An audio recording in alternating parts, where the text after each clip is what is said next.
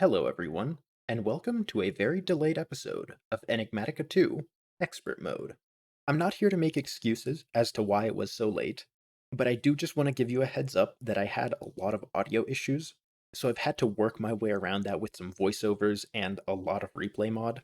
So if anything ever feels a little disjointed, sorry. Anyways, enough about that. Today, we've got a build. We begin in the unfinished and, quite frankly, unsatisfying AE2 room.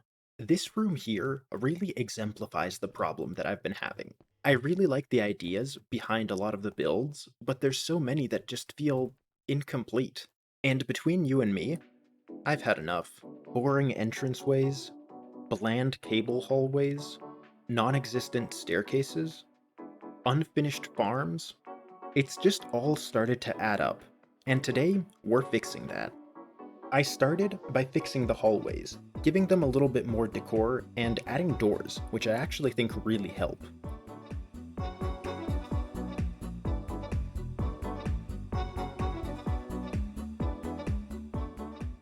Then I fixed the crops, making it into a much more organic looking field. Later on, this is going to get even more of an overhaul. The cable tunnels were all polished, even if no one is ever going to see these. The little details matter. Finally, I built the staircases. Beyond making it feel a lot nicer to have these connecting pathways, I also found a really cool wall design that I'm absolutely going to be using more later. I really love how this turns out. And now, even though this entrance is unfinished, it feels so much nicer to be able to walk in to an almost complete building, or at least a section of it. I think these doors in particular really help break up the monotony, so good call on my part there. And of course, they are functional. Over here, this staircase takes us up to the second story hallway, which, another set of doors, and then it allows us to get to the upper level, the furnace level, of the immersive engineering room. It was previously only accessible with this elevator. The main staircase down now feels nice and colorful, a bit of a break from all of the gray around here. I still love these walls, even if they enjoy glitching. Do better, little tiles. Do better. I think it just does a really good job at imitating the Mesoamerican-like wall patterns. Down here at the lower floor, there are more doors. This one without a proper support system. Added that to the list of things to fix. And over in this direction, the forestry room has seen a little bit of an update. If you'll recall, this was supposed to be a storage room that was concealing this entrance in the wall, and it was just way too tidy before. An abandoned storage room would not have 4 symmetrically placed crates. There would be piles of stuff, things that are overflowing and rotting, the wood here breaking apart from age. I think this helps it feel a little bit more realistic than what we had previously, and it helps us cover up this fake wall segment better. Now, it's time to move away from the small details and start thinking a little bit more big picture. You see, the outside of the base hasn't been touched since episode 1.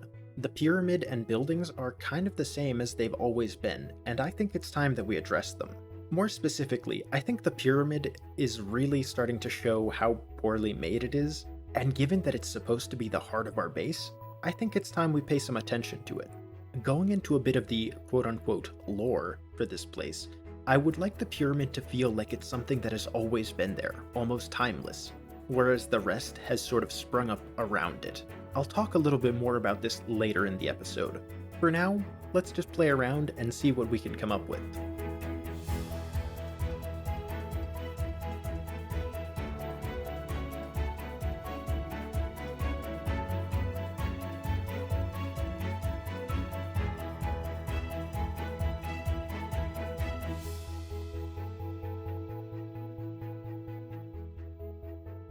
Now this is more like it. This is what I was going for, something really huge that just dominates the landscape. At the base, it's over 64 square chunks, and even if it's going to require me to move some mountains and staircases around, I am totally cool with that because I like the direction this is going. But because it's so big, if I were to leave the valley as is, everything else would be completely overshadowed by this thing. It would basically be the only above ground structure. So to help with this issue, I'm going to start by making structures around this entire biome. These aren't going to be functional or even the most detailed. You can think of them more like background scenery in a 2D game. They're just there to add ambiance. This also has the nice benefit of meaning that I have to build less, because hey, I've got my limits too. And while I'm doing this, I am also going to be terraforming the landscape a little bit, just so that we really have more of a unified biome here. I'll show you what I mean in a second.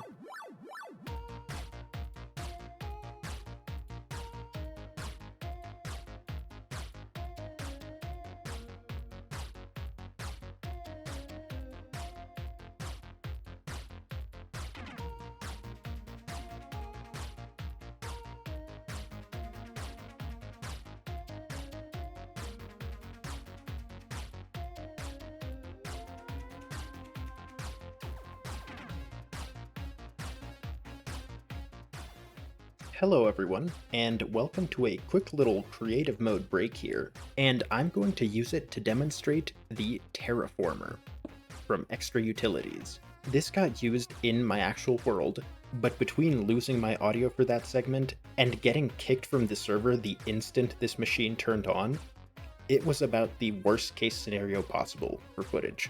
So I'm going to quickly show off what I did in creative mode and hopefully not get kicked. We'll find out. You start out by placing down the terraformer and giving it power. Then you take a biome marker and right-click it in the biome that you're interested in making. In our case, the Sacred Springs biome. You then give this to the terraformer, specify a range, and it will tell you that it wants certain machines. In this case, the magic infuser, humidifier, and heater. I'm going to place these down around the capacitor bank as well, and all of these will need an antenna on top of them. But you'll notice these numbers here haven't changed. These are acquired by giving the machines certain items. The heater, for example, uses blaze rods. You can see that now we have met our condition. The humidifier uses sugarcane, and lapis does the magic infuser. As soon as I give all of these items to them, they turn on, and our terraformer has now started to transform the area. Alright, just wanted to quickly show you guys how that worked. Back to your regularly scheduled time lapses.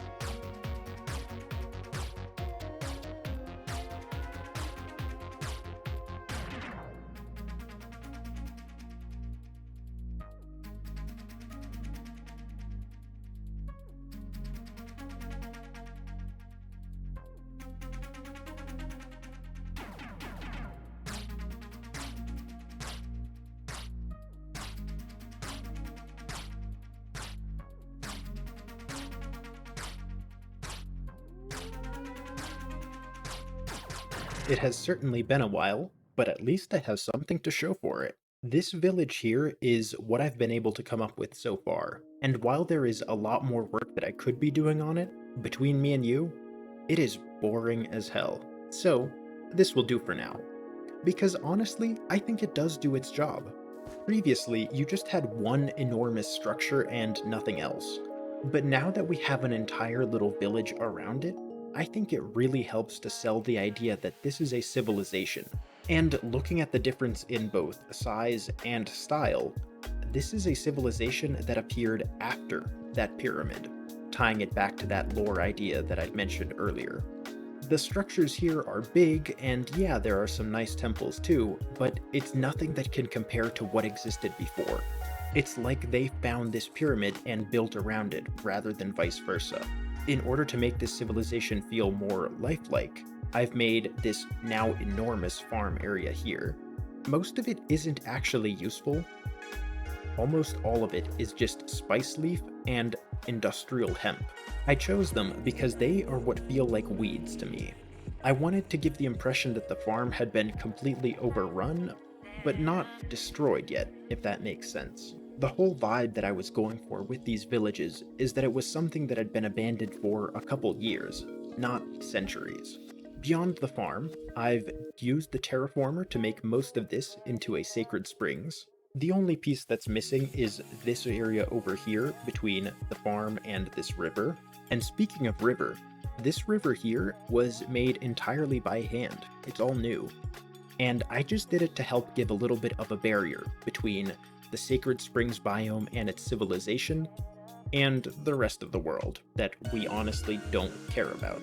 Over in this area, where the river can't continue, I've just gone ahead and made a little wall. It's really basic right now, and all of this is probably going to need a lot more detailing. Frankly, I could probably put an infinite amount of time into it. But for now, I think it does its job. It helps the pyramid feel a little bit less lonely. Now that we have the pyramid and some of the surrounding area complete, let's take a look at this area here. To be more precise, let's take a look at why this bridge exists. I mean, think of it. A bridge is supposed to be a pathway over some kind of natural obstacle. But right here, this is just some nice, soft grass. Not really a reason to build a bridge over it. So I would like to terraform this area to make it a bit more interesting and to give this bridge a reason to exist. I've played around with a few ideas, but the one I've settled on is a cenote. This is a structure similar to a lake, but that is submerged underground and only partially exposed to the surface. It was a big part of Mesoamerican life, and I think it would fit pretty well here. The shape that we have is already pretty suited. And with me being a little extra, I thought it would be interesting to make it out of hot spring water. Given that it can only be found in sacred springs biomes, and that it gives you regen, I thought it would be pretty thematically fitting to put this at the center, the heart of our base. Plus, I love the crystal blue color that it has, so this is a triple win for me. The only downside with it is that it is not infinite like regular water is. And if we want to fill up an underground lake full of this stuff, we're gonna need a way to make it. The way it's made is by taking water and exhaust steam in a heat exchanger, and that gives you distilled water and hot spring water. The exhaust steam comes from running regular steam through a steam turbine, and regular steam can be made in a variety of ways. My initial setup involved making it in a boiler.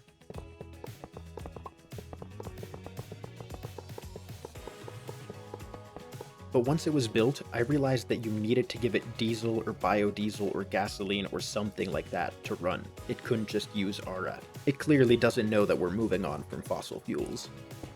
So to get our steam, I had to instead make a mechanism thermoelectric boiler. I then built the steam turbine, which is a really big multi-block.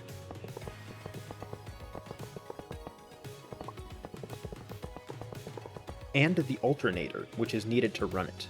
This would theoretically produce power, but I'm not using it for that right now. Just over here to send its exhaust steam into this ender tank and into the last machine I built, the heat exchanger.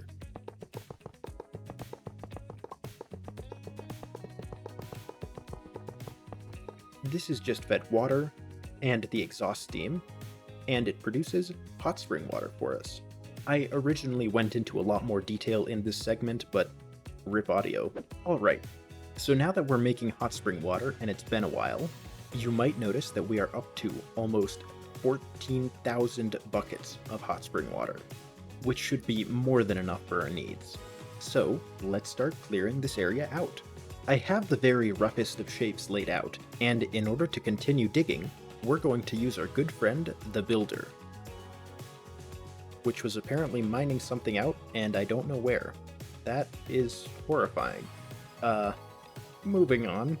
We'll get our shape card, right-click the builder, right-click our first corner, our second corner, make sure our mining whitelist has everything important, and then let it run.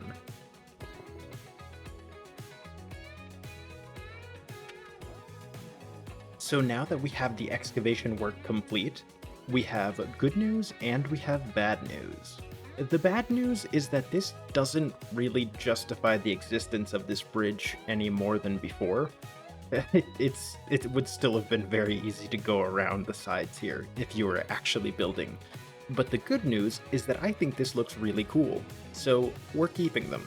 And it's going to look even cooler when this is filled with water. To do this, we'll need our trusty builder, and the Placing Liquids shape card. And we can now use it to mark the first and second corner where we want our hot spring water to go. The first one is back there, and the second one in this corner over here. Now, if we give this to the builder, grab the now 32,000 buckets of hot spring water, and place our drum on top of the builder, we should be able to see it place water in the entirety of our cave.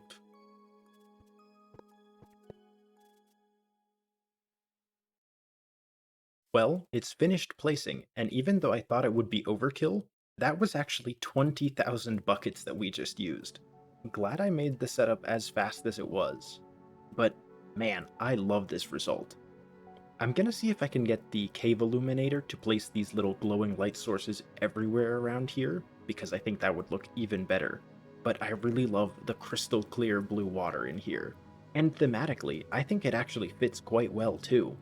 Everything is incredibly lush. The trees are enormous. It's all so green. And at the center of it all, this nice, crystal clear, life-giving water. I mean that literally, gives us regen. I think it really fits, and even if it still doesn't quite justify the existence of the bridge, so be it. I think it's really cool to have this in the middle of our base. All that's left to do now is to add the foliage and vegetation along the sides of it. I think things are really starting to come together. I went ahead and added foliage and reworked the bridge. I'm not sold on the round bit back there, but I don't have a problem with having the bridge run alongside our cenote. It's really cool to be able to walk here and have the view down into this now, honestly, beautiful area. I mean, just look at how much the vegetation helps this. Our squid friend here agrees. I also did add these little waterfalls alongside. There's this one, and then those two, which I think just look nice, add a little bit of detail, even if that's not really how these underground lakes form. But now that this area has been so significantly upgraded, I think it's a good place to call it, and I'm going to move on to the pyramid itself. Yeah, I do like its shape, but, cobble boxes is not going to do it for me. While I'm here though, I have a question for you guys. Do you think that I should also change this lake over here to be the Sacred Springs water? I've been really torn on it. I like having the hot springs water come down into it, and it is still part of our Sacred Springs biome, but I feel like it would make that central piece a little bit less interesting. I don't know if anyone has any thoughts of that, or if I just think about these details way more than normal people. Anyways, let's get this pyramid underway.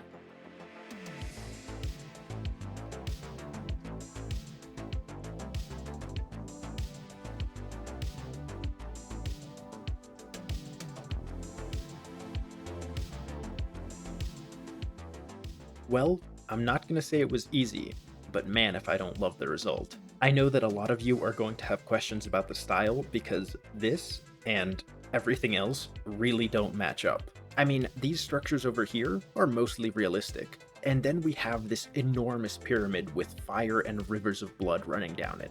Something there definitely not lining up, and that is completely intentional, because my goal for this is to tell a story. If this were the exact same style as something like this temple here, great, it's just a bigger version. Two structures roughly based off of real-world Mesoamerican civilizations. Cool. But because this one is so surreal, so different, all of a sudden, we now have to start asking ourselves some questions. Like, who built it? Because it clearly wasn't the same as these people. And if it was built by someone else, why would these people start to make their houses around it?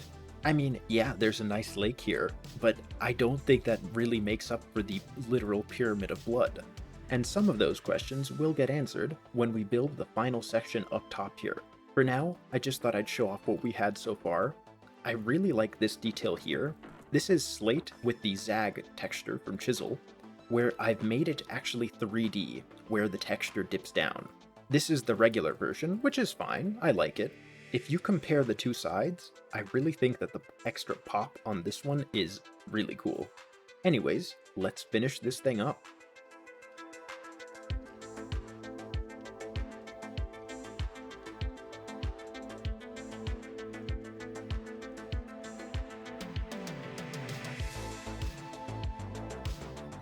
Now that is a proper capstone to this pyramid.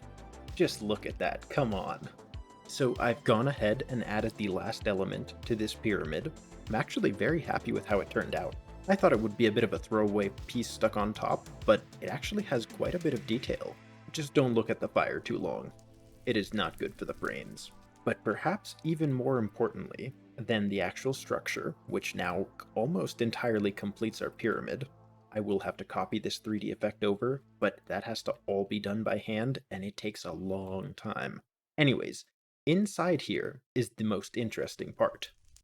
Here in the center of our pyramid is a little altar, and beyond the cool spiral stone bricks, we have a mob duplicator. Why do we need this here? Well, we need it so that we can do this.